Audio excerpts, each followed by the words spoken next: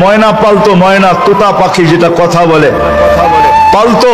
একদিন সকালে বাহির হইতেছে, ময়না বড় দামি হয়, অনেক দামি পাখি, বাহির হইতেছে তো ময়না জিজ্ঞাসা করতেছে মালিক কোথায় যাবে? শিকার খেলতে যাব, শিকার জঙ্গলে। আমার ভাইদের সাথে দেখা হলে আমার একটা সালাম দিও।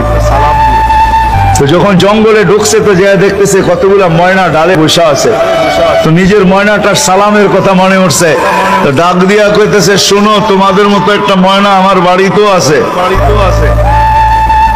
সে তোমাদেরকে সালাম দিছে। এই কথা বলতে দেরি এই ময়নাগুলা ডালের থেকে পড়া মরতে দেরি হয় না। তার মন খারাপ হয়ে গেছে যে ওর সালামে এমন কি বিষ মিশানো ছিল যে এত দামি দামি 12-13টা ময়না মরে গেল। তো শিকার না খেলেই বাড়িতে চলে আসছে। তো ময়না জিজ্ঞাসা করছে মালিক এত তাড়াতাড়ি ফিরলে, হাতে তো কোনো শিকার দেখি না। তুই কথাই বলিস না। বলে কেন? তোর সালামে এমন কি বিষ ছিল যে তোর সাথীদেরকে সালাম দিতে দেরি, একটু মরতে দেরি হয় নাই।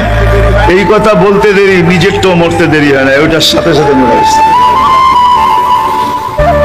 তো খাঁচার দরজা খুলে সামনে নিয়ে অনেকক্ষণ কাঁদছে, না লড়েও না চড়েও না, চক্ষুও খোলে না। আর কতক্ষণ কাঁদবে?